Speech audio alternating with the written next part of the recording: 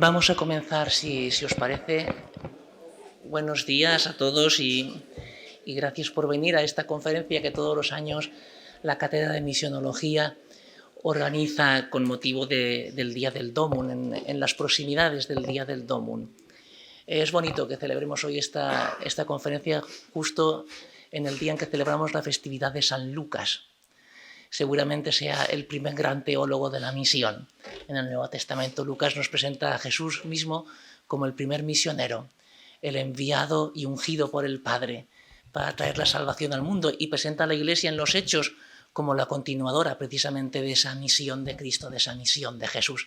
Así que yo creo que la coincidencia del día de la fiesta nos ofrece una coyuntura ideal para esta conferencia que nos prepara, digamos, académicamente a la celebración del Día del Dómun. Solamente quiero agradecer a todos los alumnos, personas, sacerdotes, misioneros, la presencia aquí, al padre Alfredo Verdoy, que va a ser nuestro ponente, al padre Vicente Botella, el vicedecano de la facultad que nos acompaña, a don Juan Cubel del Banco Sabadell, que ha colaborado amablemente en poder llevar a cabo esta conferencia. Y nada, esperar que sea realmente una ocasión que nos ayude a todos a tomar conciencia de eso que nos recordó el Vaticano II, y es que la Iglesia es por naturaleza misionera. Doy la palabra a don Arturo para que nos presente al ponente. Hoy contamos entre nosotros con la presencia del reconocido historiador de la Iglesia, Alfredo Verdoy, de la Compañía de Jesús. Nació en Alustante, Guadalajara, que en Alustante hemos ido de campamento, ¿verdad? Como era Alejandro, varios años desde el puerto de Sagunto. Es licenciado en Teología por la Universidad Pontificia de Comillas y doctor en Historia Contemporánea por la Universidad Autónoma de Madrid. Su labor docente se ha desarrollado principalmente en el Departamento de Historia Contemporánea de la Universidad Autónoma de Madrid y sobre todo en la Facultad de Teología de la Universidad Pontificia de Comillas, donde ha sido profesor de Historia en la Iglesia hasta su jubilación en enero de 2022, hace nada. El padre Verdoy, además, ha compaginado su tarea docente con una fecunda labor investigadora, que queda plasmada en muchas y variadas publicaciones, entre las que cabe destacar Síntesis de Historia de la Iglesia, Baja Edad Media, Reforma y Contrarreforma, Madrid, 1994. Los bienes de los jesuitas, disolución e incautación de la Compañía de Jesús durante la Segunda República, Madrid, 1995. Y San Francisco Javier, El molinero de Dios, Bilbao, 2006. También es coeditor de la obra La restauración de la Compañía de Jesús en España, 1815-1835, Antecedentes y desarrollo, Santander, 2020, y más recientemente, en 2022, publicó en la editorial Salterrae la obra La diplomacia de la caridad y de la paz, Benito XVI, frente a la carnicería de la Gran Guerra. Hoy nos ayudará a comprender mejor la importancia de la labor evangelizadora llevada a cabo en América. Le escuchamos. Muchas gracias. Lo primero, dar gracias a la organización de esta jornada, a la Facultad de Teología, aquí presente su vicedecano, y el responsable de la Cátedra de Misionología, don Mariano Ruiz, a esta pujante diócesis de Valencia que tiene Universidad Católica, que tiene Facultad de Teología, que tiene mucha vida y que se manifiesta en este acto y en otros actos múltiples como aquí se organizan. Lo agradezco de verdad y bueno, vamos a intentar ayudar y motivar en esta jornada. Mirando en internet he visto que a mí se me anunciaba como para desarrollar un tema que tenían titulado Somos culpables de la evangelización. Nosotros, señores revisionistas del mundo entero, no somos culpables de la evangelización, porque no vivimos y no la hicimos, pero sí que somos herederos agradecidos y gloriosos de los evangelizadores. Es decir, nosotros no evangelizamos América, pero sí damos las gracias de que América fuera evangelizada, porque si no evangelizamos, como dice San Pablo, ¿qué hacemos? Es decir, la misión de la Iglesia es evangelizar y por lo tanto tenemos que evangelizar y nos tenemos que hacer herederos agradecidos de la memoria de los que dieron su vida desde el principio, empezando por San Lucas y antecesores hasta los últimos misioneros que aquí en Valencia y en otros muchos sitios pues siguen evangelizando. Somos, por lo tanto, herederos agradecidos de la evangelización. Entonces, algunos de los elementos que se podrían desarrollar en una conferencia con esta temática, vamos a intentar enmarcarlos aquí en una conferencia que titulamos Los misioneros españoles, constructores de una nueva civilización cristiana en América. Vamos a tratar de ser respetuosos con el tiempo y en la medida en la que podamos, pues iremos haciendo una serie de observaciones en las que el tema de la evangelización estará presente. Mi intervención va a tener 3 partes: una introducción, un desarrollo en segundo lugar en el que iremos mezclando una serie de conceptos que nos ayudarán para entender la tercera parte, conquista, civilización y evangelización en América, para presentar a continuación el trabajo y el perfil y la obra y el resultado de las misiones en América, que nada más y nada menos fue la construcción, que todavía perdura, de un catolicismo popular de sabor americano con esencia mediterránea, atlántica, española, que allí se sigue viviendo. Bueno, pues entonces vamos a tratar de ser respetuosos con el tiempo y de presentar un tema que aparentemente es sencillo, pero que es más complejo de lo que parece, y que desde luego, si respondemos al tema tal como está presentado, pues se suelta aquí un tuit tipo Pedro Sánchez o tipo no sé quién y enseguida se resuelve todo. Pero nuestro modo de proceder en la Iglesia es entrar en la complejidad, respetar los matices y llegar a la libertad de las conclusiones. Bien, pues empiezo con una pequeña introducción. El descubrimiento de América fue interpretado por el soriano Francisco López de Gómara, que muere el año 1564, y con él por numerosos intelectuales de la época, como el suceso más grande después de la creación del mundo.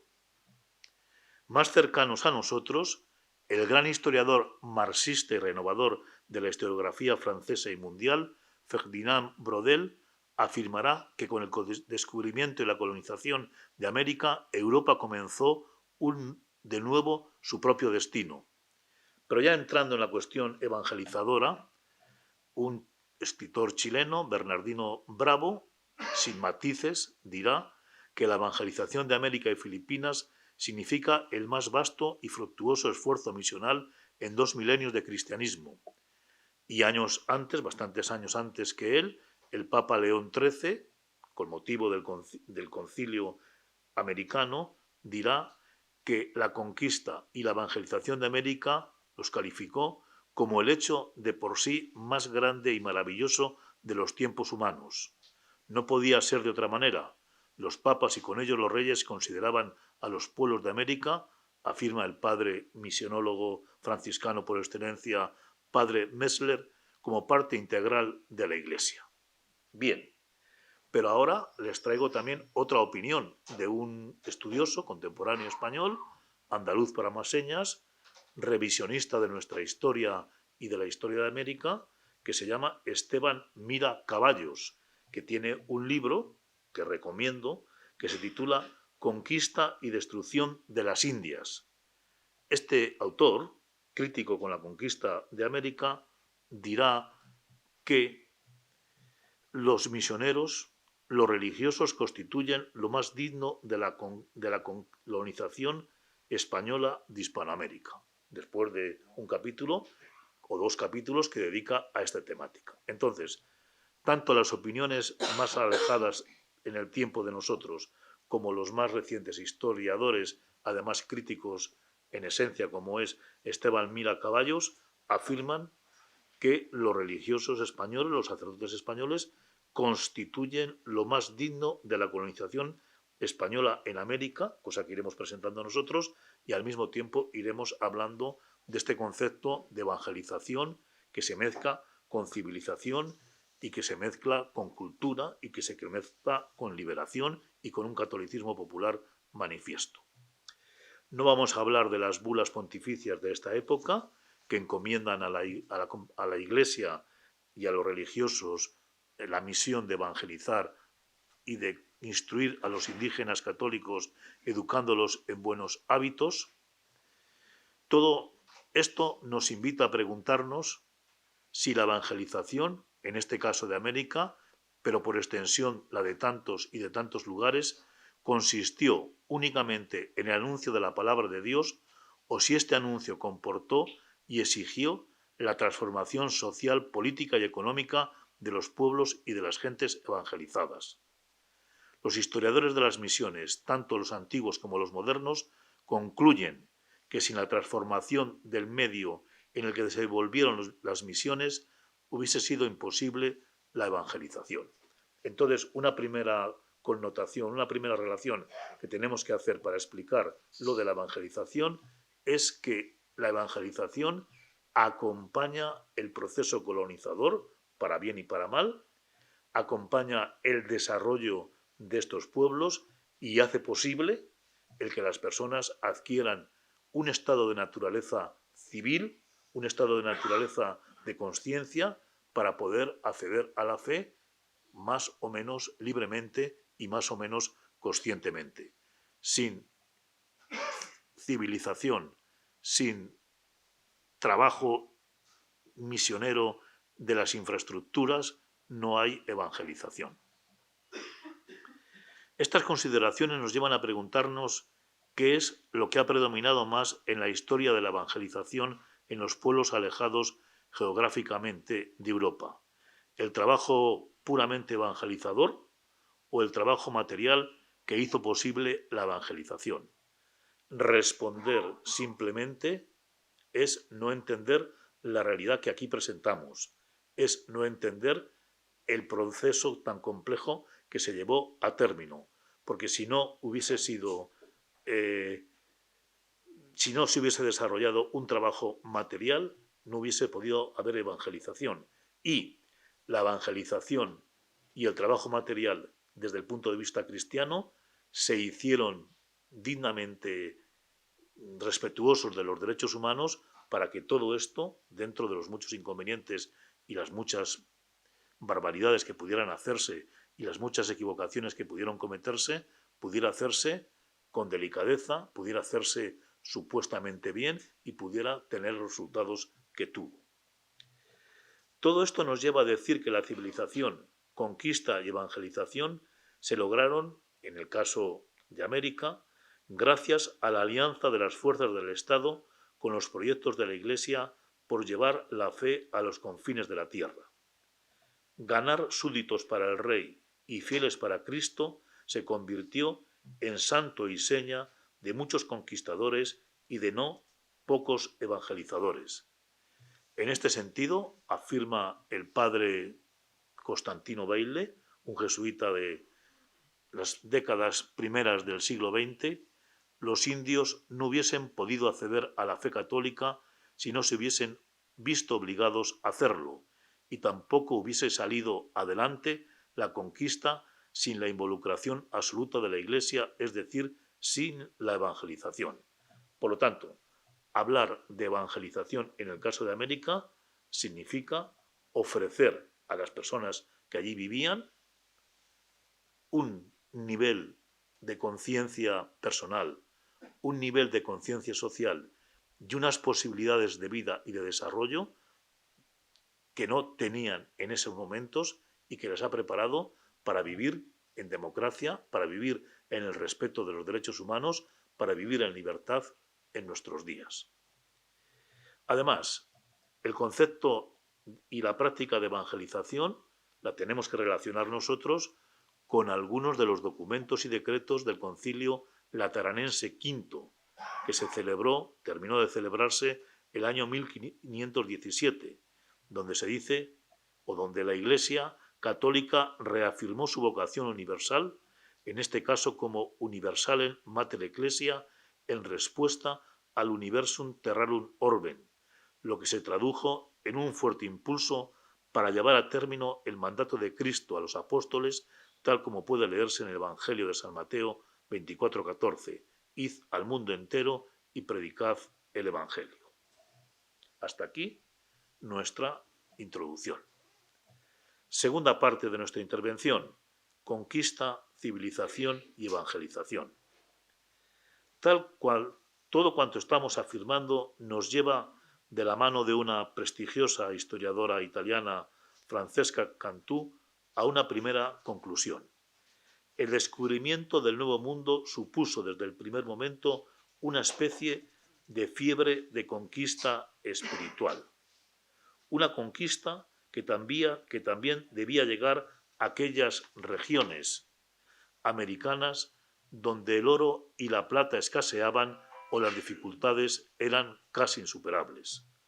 A veces los críticos dicen que los españoles solamente llegaron a aquellos lugares donde pudieron explotar minas de oro y plata para beneficiar las arcas de la corona, para hacer de España y del Imperio español un imperio solvente, hasta las famosas crisis de finales del siglo XVI con Felipe II. Pues no solamente llegaron a esos lugares, sino que fueron a todos los rincones del continente para evangelizar, siguiendo esta fiebre místico-espiritual que muchos de nuestros antecesores vivían.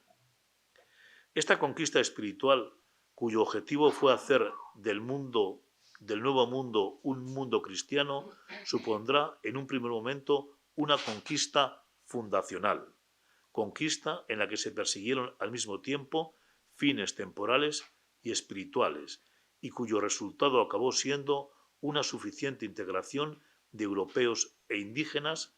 Así, los nuevos pueblos eran católicos desde su mismo origen. La conquista, además de abrir caminos en las selvas americanas, fundó la nueva civilización, una conquista fundacional donde desde un principio, pese a las críticas que se pueda hacer y las deficiencias habidas, se fundieron en una única comunidad o comenzaron a fundirse en una única comunidad los indígenas, aunque murieron muchos con la llegada de los españoles, y también los europeos. Así, los nuevos pueblos serán católicos prácticamente desde su origen.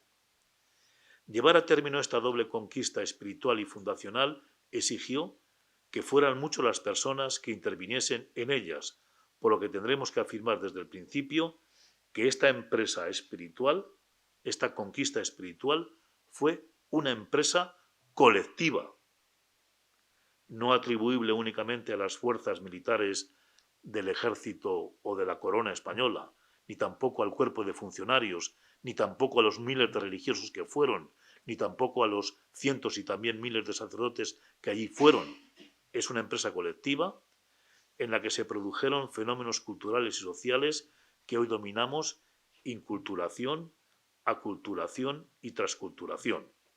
En medio de este monumental proceso cultural estuvieron presentes miles de religiosos y sacerdotes y todavía más soldados, súbditos de los reyes, altos y medios funcionarios de la corona y también muchas personalidades y muchos hombres y algunas mujeres que fueron allí huyendo de la justicia y sobre todo pensando que en América resolverían sus problemas y alcanzarían el milagro de ser ricos por encima de todo.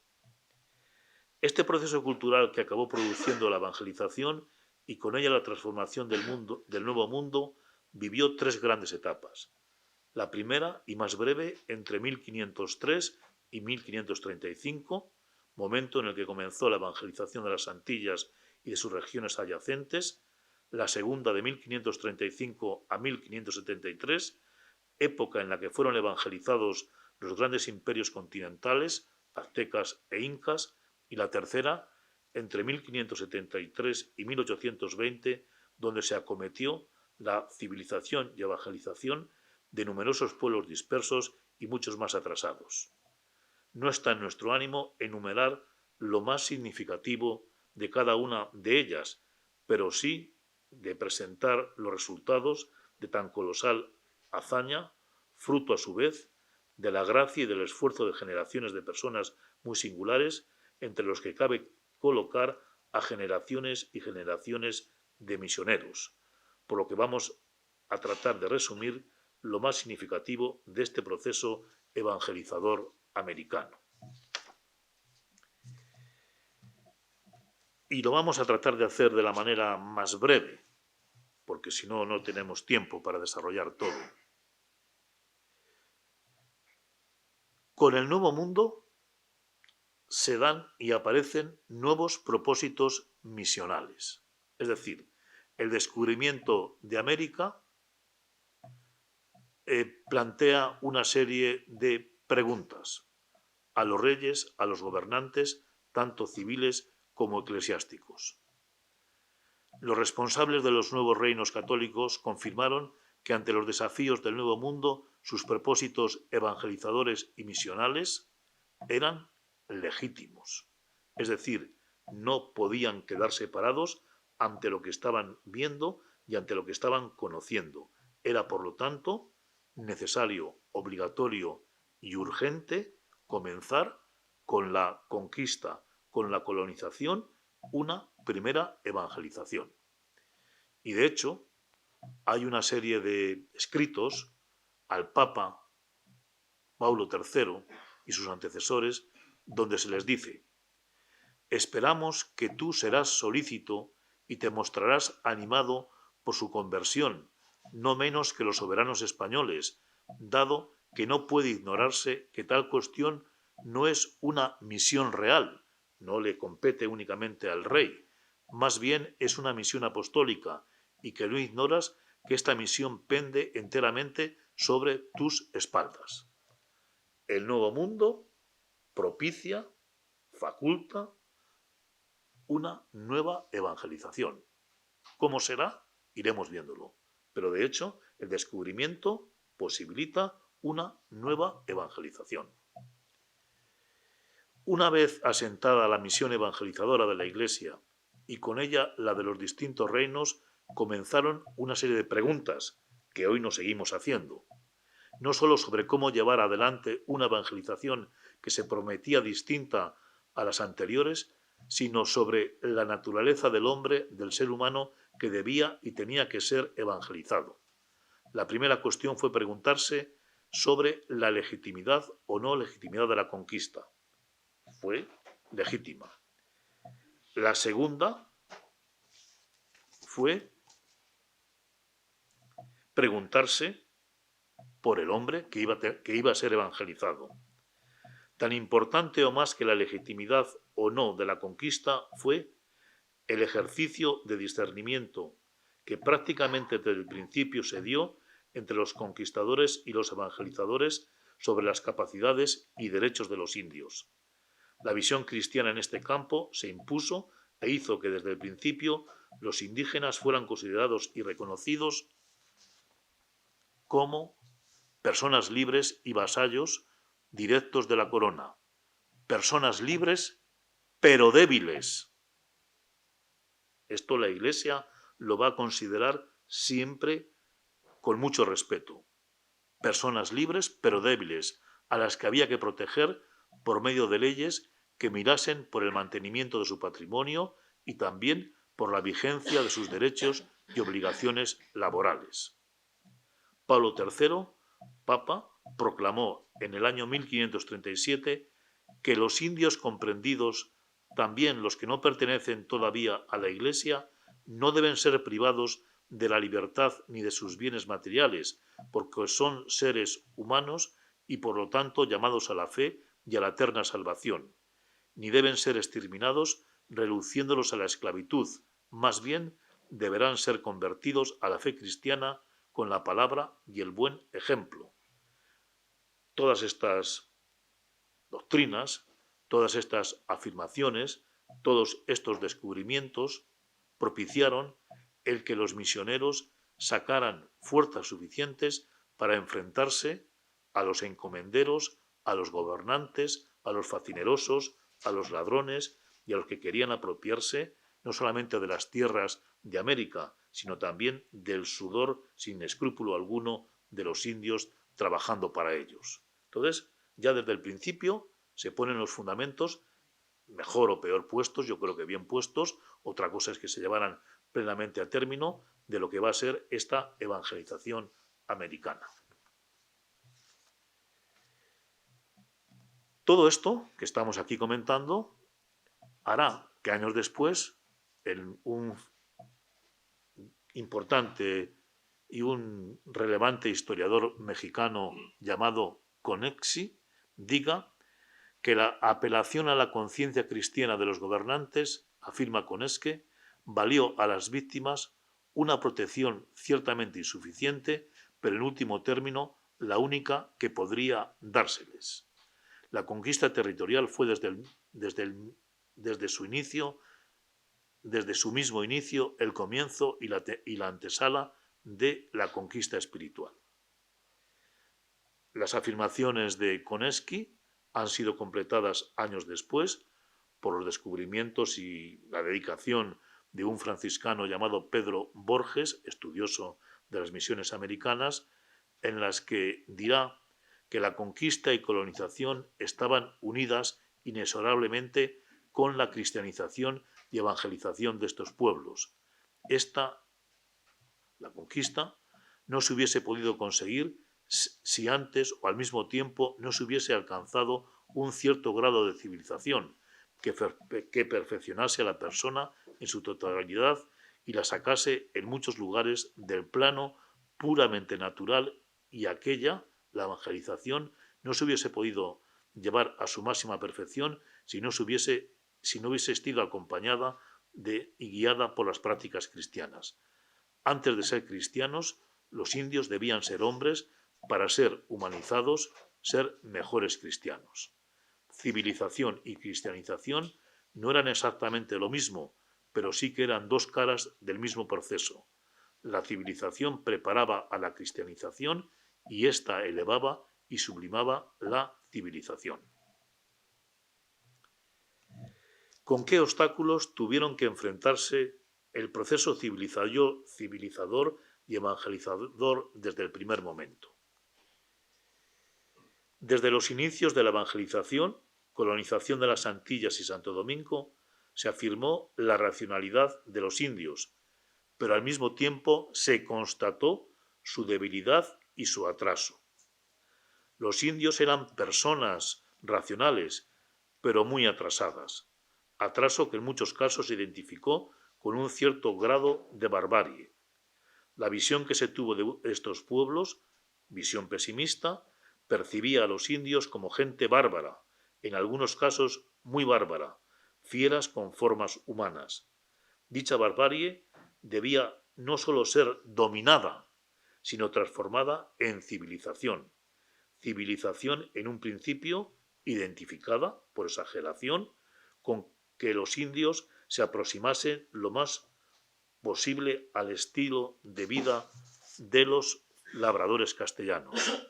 Ello significaba que los indios debían vivir políticamente, es decir, como personas y no al modo de los animales.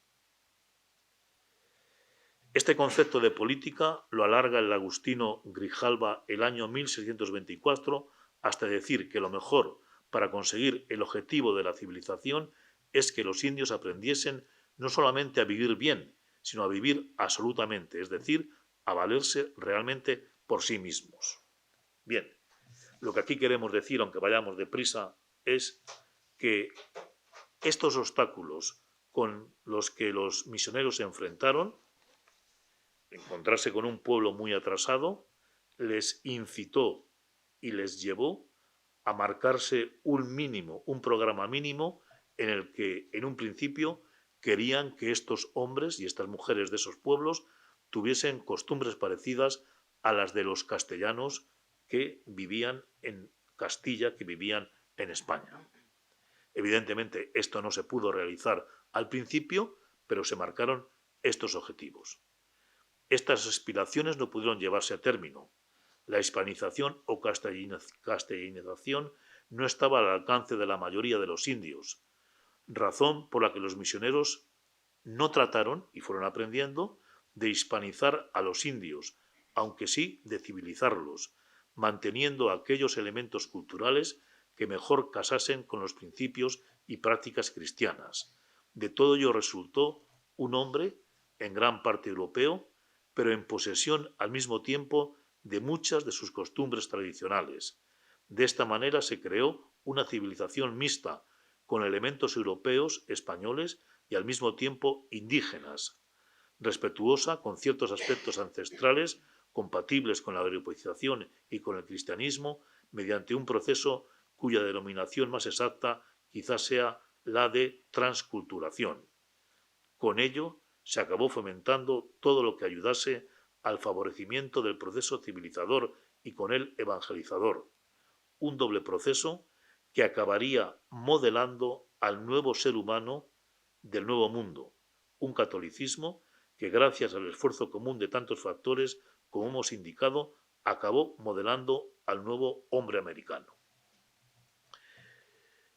Yo he tenido que estudiar porque me pidieron hace muchos años que hablara de San Francisco Javier, primero a nuestros novicios y después a otras muchas gentes, y creo que entre el trabajo de los misioneros españoles en América y el trabajo por esta época, un poco después, de Francisco Javier en las Indias orientales, hay muchas semejanzas.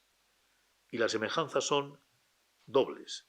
Por una parte, el objetivo que tenemos que conseguir, un objetivo ideal, inalcanzable en muchos casos, y en segundo lugar, a la luz de ese objetivo, una adaptación al máximo a la realidad de los hombres y de la civilización con la que nos vamos encontrando, mezclando ordenadamente elementos culturales de lo que se quiere conseguir con elementos culturales que no se pueden subvenir y que es necesario mantenerlos y hacer y construir unas bases sólidas para que con el tiempo se mantuviese lo esencial de estas culturas y también se pudiese acceder con una cierta libertad y en un grado de sostenido progreso hacia ese ideal.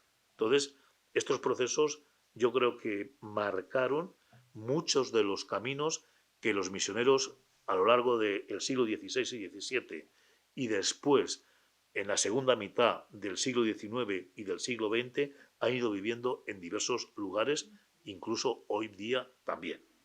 Entonces, al final acabaron modelando un hombre nuevo en el que elementos tan esenciales como los que voy a indicar se fueron consiguiendo.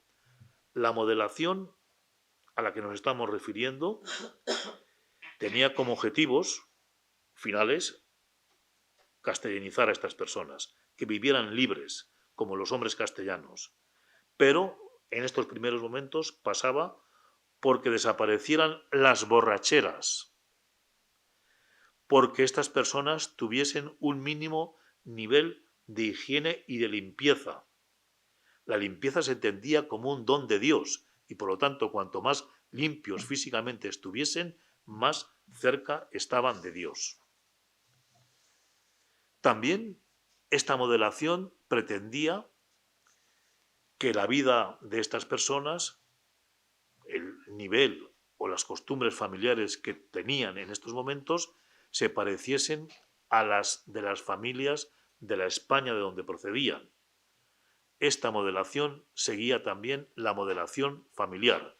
Para ello había que luchar hasta erradicarla contra la poligamia, así como lograr que cada familia tuviese y viviese en su propia casa, y ésta lo mejor distribuida interiormente posible, con 2 o 3 cuartos para que los hijos no durmiesen con los padres, así como los más adecentados, limpios y posibles. Bueno, son cosas que entran por los ojos y que los misioneros han venido realizando y realizan a lo largo de toda su trayectoria. Modelación familiar. Dicho lo dicho, además de lo conseguido, había que intentar que los nuevos creyentes se valieran por sí mismos y se ganasen la vida por ellos mismos. Hubo que enseñarles una serie de oficios básicos, oficios manuales, para que se pudieran mantener y para que pudieran vivir y convivir y sentirse útiles en la nueva civilización que estaba construyéndose en medio de ellos. El trabajo cristalizó en el fomento de la agricultura y de los oficios manuales entre los varones y la enseñanza de las labores domésticas entre las mujeres. De esta manera, los nuevos cristianos vivirían racionalmente, era lo más adecuado y lo mejor que podían hacer dentro de las reducciones en algunos lugares, asegurando el aprendizaje y el sedentarismo, etc. En medio de este proceso civilizador o civilizatorio, los misioneros desde el principio tuvieron un papel protagonístico. No olvidemos que los franciscanos ya acompañan en el segundo y tercer viaje de Colón a América a los conquistadores. Los misioneros se constituyeron en la clave de bóveda de la colonización y de la evangelización. Ellos fueron los primeros en advertir que conquista y colonización debían ajustarse a las necesidades y capacidades de los pobladores del Nuevo Mundo. Ante esta operación transcultural, para algunos con rasgo de etnocidio, los misioneros siempre actuaron, por una parte, con la máxima templanza, suavidad y realismo posibles, y por otra, con la máxima justicia que estaba al alcance de sus manos. Y si no, ahí tenemos la predicación del tercer domingo de Adviento del año 1511 del dominico Antonio de Montesinos, donde denuncia la explotación de los encomenderos y pide que se haga justicia con los trabajos de los indios. Hemos citado repetidas veces el papel de los misioneros. Proyectemos nuestra mirada sobre ellos y los conozcamos un poco más. Presentemos su perfil.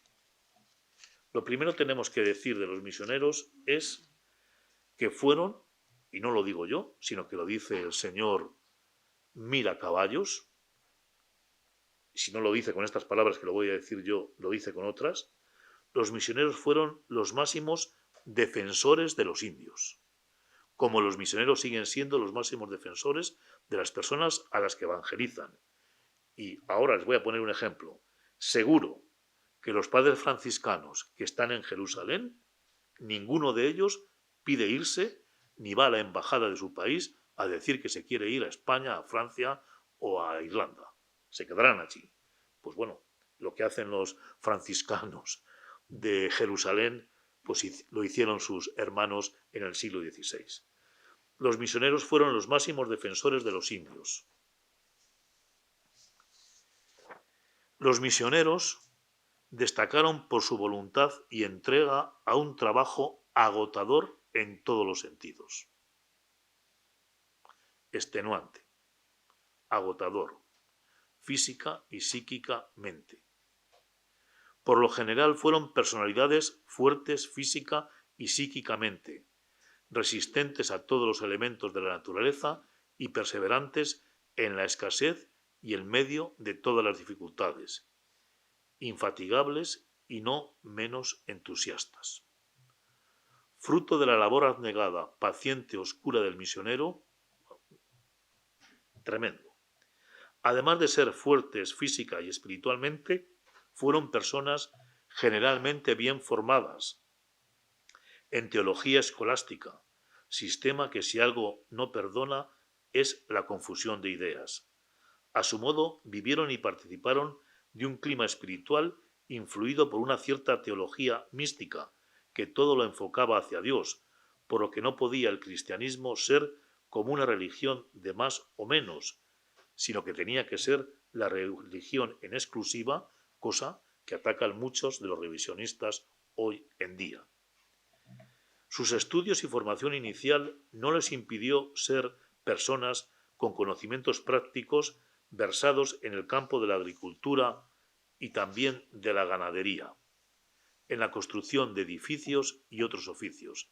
Enseñaron a los indios, entre otras cosas, a labrar sus tierras. Pero no pararon en la enseñanza de la agricultura.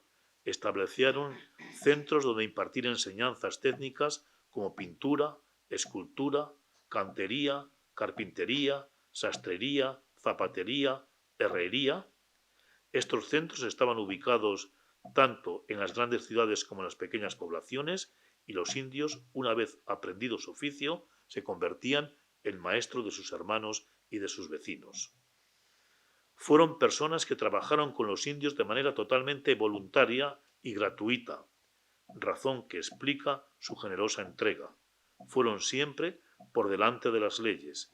A su manera fueron grandes emprendedores insertos en una comunidad y con un estilo grupal o congregacional que se resumía en concreto en un modo concreto de proceder. ¿Con qué dificultades se encontraron? Una primera, que subrayan todos los estudiosos, fue con la apatía natural de los indios. Los indios no eran japoneses, que querían hacerse cristianos y molestar a Francisco Javier y después a sus sucesores con preguntas de todo tipo. Los indios tenían muchas dificultades para poderse comunicar y además, cuando aprendían algunas oraciones, a los 3 días, después de estar un mes o mes y medio machacando según las crónicas, se olvidaban rápidamente de esas oraciones, porque en el fondo no les interesaba. También tan insoportable o más que la apatía de los indios fue el dominio y la posesión de una amplia y difícil geografía en la que tuvieron que desenvolver su misión y trabajo apostólico. Estamos hablando de un territorio mayor que la China continental de hoy. América está sembrada de muchas poblaciones con nombre español, pues muchos de los que dieron esos nombres son misioneros y no lo tuvieron nada fácil. A la apatía, las dificultades geográficas. A la apatía y a las dificultades geográficas, la diversidad de lenguas y la inexistencia total de términos religiosos análogos a los de la nueva religión. La falta del desarrollo de la razón de las multitudes dificultaron muchos de sus trabajos. No tenían vocabulario suficiente para entrar en sus esquemas mentales y sobre todo religiosos y teológicos, podríamos decir. Entonces, pues muchas veces se tuvieron que limitar a la enseñanza de las oraciones y a la profundización de una moral distinta de la que ellos vivían. Pero entrar en una experiencia espiritual donde son necesarios vivencias primero y conceptos no fue posible, al menos en un principio, y eso lo debemos considerar como una dificultad. Las lenguas se convirtieron desde el principio en una grandísima dificultad. También supuso otra gran dificultad la vuelta continuas a sus antiguas religiones y a las recaídas en supersticiones nuevas y antiguas. Parece ser que incluso entre los indios hijos de los incas educados en las escuelas franciscanas y más tarde también en las reducciones jesuíticas, en rincones por ellos defendidos, pues tenían sus pequeños oratorios donde adoraban a sus dioses antiguos, olvidándose de lo que aprendían y de las promesas cristianas que habían prometido. Lo que nos lleva a concluir con algunos autorizados historiadores, como nuestro compañero el padre Bailey, que la evangelización en América fue más dura que en otras partes. ¿Cómo se llevó a término la evangelización? Capital fue la catequesis. Los nuevos cristianos aprendían de memoria, poco a poco después iban entendiendo, las oraciones cristianas. En segundo lugar, aunque en un principio se bautizó al estilo de Francisco Javier masivamente, con el tiempo ya no se bautizaba tan masivamente, sino que se bautizaba con una preparación elemental, con una preparación litúrgica para que todo el pueblo participase del sacramento y se bautizaba más o menos a conciencia, cuidando mucho el rito del bautismo. Especialmente se bautizaba en los tiempos de Pascua, Navidad, Pentecostés y, dependiendo de las congregaciones religiosas, el día de su santo patrón. También fue muy importante, avanzada la evangelización, la penitencia. En las confesiones se procuraba la contrición, que se viviese la contrición de forma intensa y de forma apasionada. La Eucaristía fue promovida lo más que se pudo. Era un acontecimiento muy especial y aquellas personas que comulgaban eran ese día considerados como verdaderos hijos de Dios y entonces tenían más privilegios que nadie y también eran como signos del que era salvado y el que podía bendecir y el que podía poner a sus hermanos más cerca de Dios porque él estaba habiendo recibido ya el cuerpo de Cristo. En lo referente al culto se aspiraba a que fuese lo más solemne posible. La ornamentación, la música, los coros fueron esenciales en su vida litúrgica. Todo lo que estamos diciendo queda expresado en esta frase. Ningún pueblecito hay de 20 indios donde no haya trompetas y unas flautas para oficiar la misa y acompañar imágenes y las procesiones.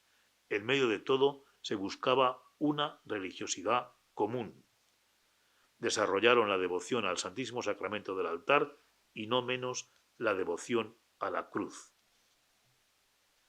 Este mundo tradicional devocional al que nos estamos refiriendo se traducía en la creación y en compromisos de obras sociales. Capital en la evangelización fue la instrucción de los niños, lo mismo que hacía Francisco Javier. Una vez que los niños aprendían las oraciones, las enseñaban a sus compañeros, a sus vecinos, a sus padres y además de enseñarles las oraciones, también les exigían que vivieran acorde con el contenido de esas oraciones. Fueron evangelizados los indios en general, presentando algunos inconvenientes los mestizos, los negros y los criollos, y el resultado pues será el que a continuación vamos a referir. Dentro de los grupos misioneros de esta primera época y los que marcaron tendencia, debemos destacar sobre todo a los franciscanos.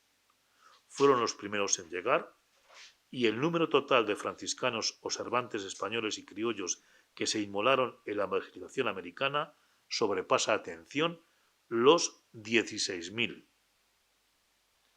Fueron los franciscanos los que más contribuyeron a establecer e implantar un catolicismo popular. Su trabajo, al decir del padre Lino Gómez Canedo, se caracterizó por su falta de doctrinarismos a priorísticos, es decir, iban más a la experiencia que a la doctrina.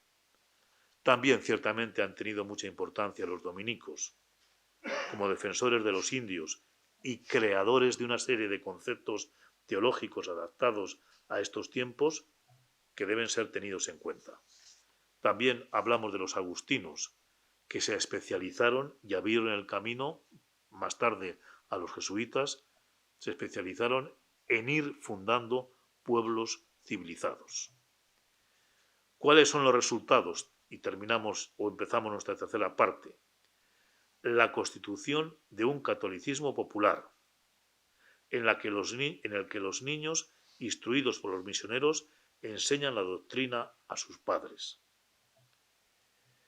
La enseñanza en la mayoría de estas primeras cristiandades la llevaron a cabo los misioneros, los niños y sobre todo los indios, los llamados fiscales. Ellos, con el respaldo y la autoridad de los padres, eran los encargados de convocarlos, enseñarlos y también castigarlos si no aprendían al ritmo convenido. Gustaban de las grandes concentraciones en las que se recitaban y repetían versos píos compuestos para ellos. Un catolicismo popular adaptado a su psicología y a sus verdaderas necesidades y modo de aprender y acceder a él. En este sentido, se sirvieron de la música y de los bailes para que, a base de cientos de repeticiones, lo embebieran las almas y olvidasen sus tradiciones y sus festividades gentiles y ni vinieran ni oyeran sino la religión reciente. Yo entiendo lo siguiente: la música y los bailes en la evangelización americana el ritmo, hizo, por una parte, que aprendiesen la doctrina cristiana, la representasen y a base de representaciones y de cánticos a toda hora, se les fuese metiendo el espíritu cristiano y olvidándose los fundamentos religiosos o la religión que ellos tenían en el nivel que fuera. Esto lo dicen mucho los misioneros y las crónicas, y los analistas actuales también lo dicen. Es decir, la música servía para transformar la mente y la imaginación y el corazón y para poner a las personas en contacto con Dios. Un catolicismo popular que en las misiones populares también se hacía en estas tierras y en otras de España.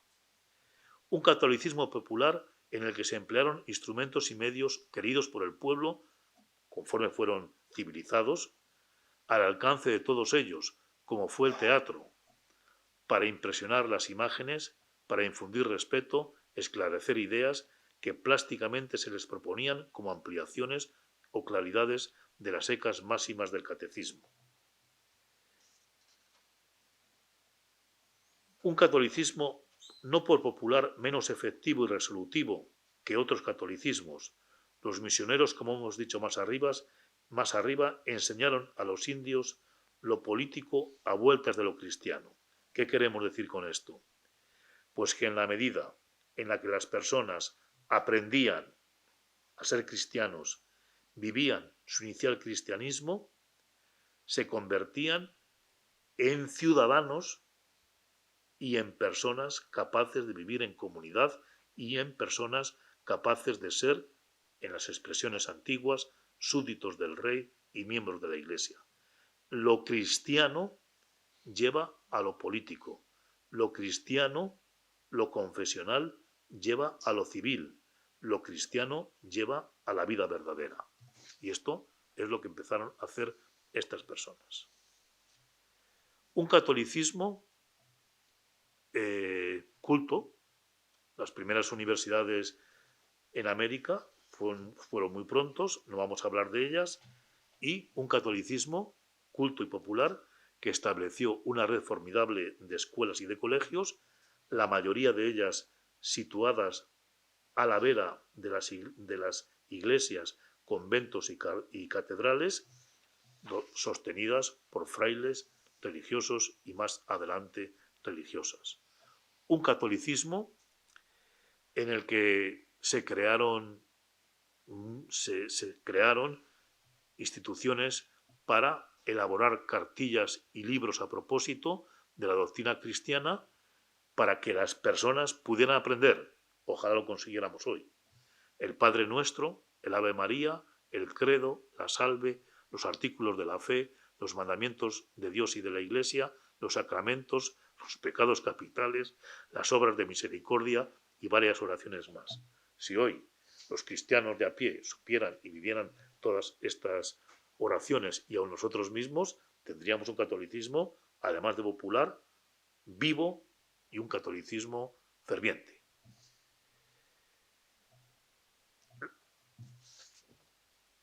Bien, termino. Como empecé, o respondiendo a la pregunta, ¿somos culpables de la evangelización?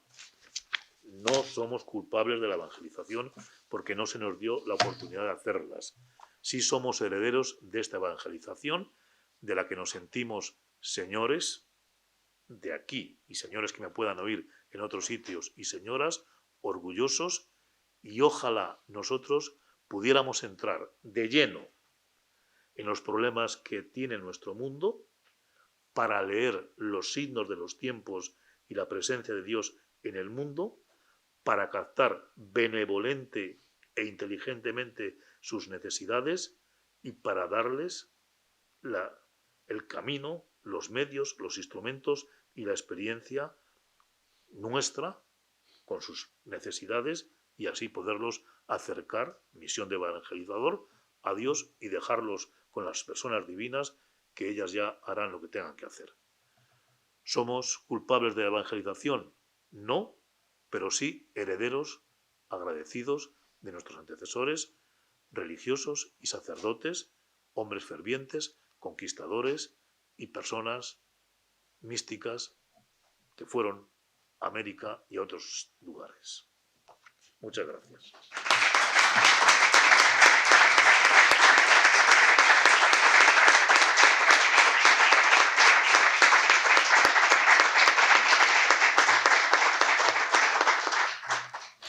Muy bien, pues dejamos ahora unos minutos por si alguien quiere hacer alguna pregunta al padre Verdoy.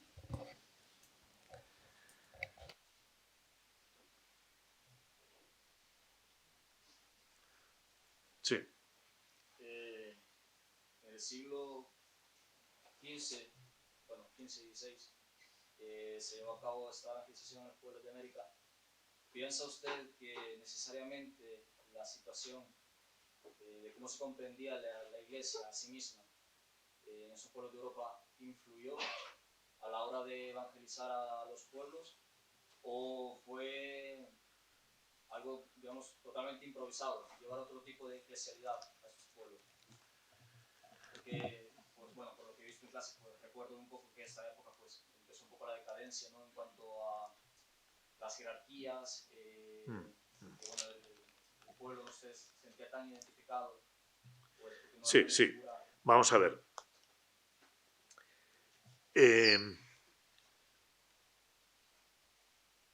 La evangelización de América coincide. Los primeros años o los primeros decenios de la evangelización de América coinciden con el nacimiento de la Reforma Protestante. Entonces, muchos eclesiásticos y muchos misioneros vivieron como una oportunidad de resarcir las pérdidas en Europa del catolicismo con ganancias en otros territorios de un nuevo pueblo cristiano que se iba construyendo. En segundo lugar, y me parece más importante, nosotros hemos citado un texto o una serie de textos del Papa Paulo III, al que la Compañía de Jesús le debe su existencia prácticamente, y de otros altos eclesiásticos en los que ellos se comprometen a evangelizar más allá de la misión encomendada a los reyes españoles por medio del patronato regio. Es decir, yo creo que el Nuevo Mundo suscita en la Iglesia, despierta en la Iglesia, la necesidad y la obligación de evangelizar a personas que supuestamente son hijos de Dios, tienen alma, tienen inteligencia y comienza una nueva etapa, que evidentemente esa nueva etapa se combate o se lleva a término con muchas de las costumbres misioneras que la Iglesia tenía en Europa y también, atención, con las necesidades o con las obligaciones, con las necesidades que impone el medio en el que se van desarrollando. Entonces, he traído aquí 2 o 3 veces el nombre de San Francisco Javier, porque yo creo el Oriente es otra cosa distinta, el Asia Oriental extrema es otra cosa distinta, pero la actual India se parece en muchas cosas a la de los indios. Quizá estaba más desarrollada, sí estaba más desarrollada, pero a la hora del cristianismo, como los cristianos de las Indias fueron los de las últimas clases, de la clase 16 hacia abajo, prácticamente padecían lo mismo. Entonces, todo esto obligó a que, al ser el medio distinto al europeo, había que arbitrar nuevas soluciones. Eso es lo que le contesto.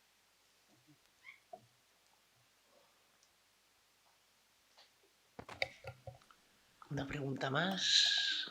Y en esa diferencia entre la evangelización pues, de Asia y de América, ¿sería también pues, por el papel que tuvo Portugal, a lo mejor que no fue igual que el de España, o por el éxito? Digo, sí, vamos a ver.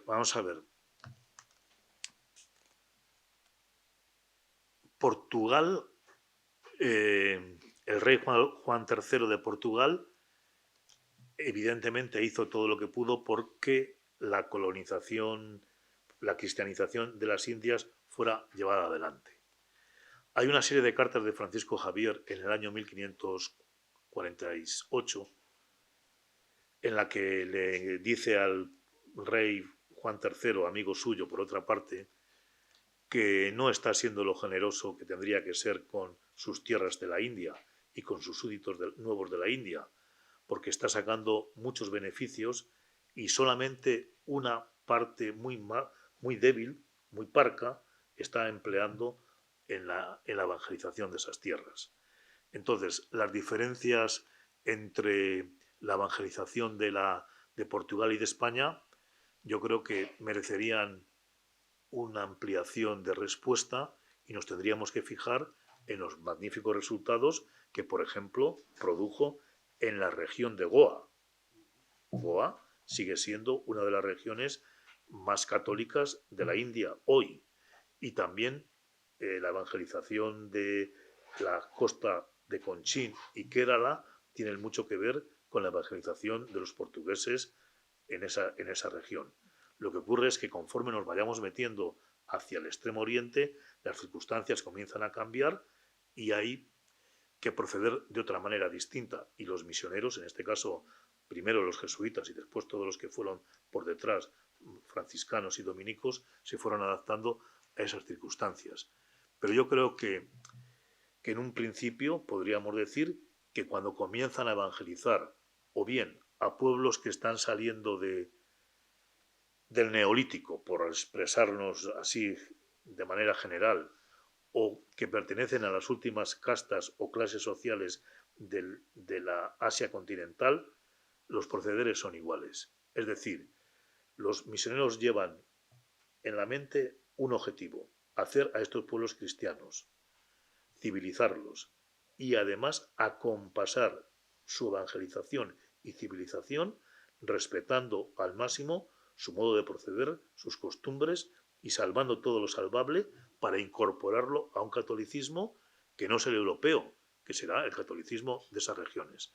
Lo que ocurre es que a lo largo del siglo XIX, bueno, pues la Iglesia tiene otra visión distinta y prácticamente durante el pontificado del Papa Pío IX y sus sucesores, bueno, pues da lo mismo celebrar la Eucaristía en Lisboa, en Buenos Aires, en Aquisgrán, en Valencia, que en África, que en China, que en el Japón.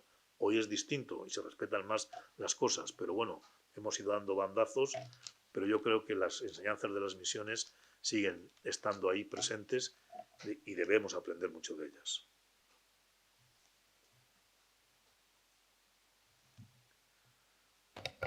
Bueno, pues parece que no hay ninguna pregunta más, con lo cual agradecemos de corazón al padre Alfredo Verdoy que nos haya acompañado en esta jornada académica que nos prepara el Día del Domum. Gracias por compartir pues, su investigación, su enseñanza con nosotros y gracias también a todos ustedes por estar aquí esta mañana. Muchas gracias. Pues muchas gracias Hasta pronto. a vosotros y que tengamos un buen Domum, jornada misionera, y tengan un buen año académico y apostólico.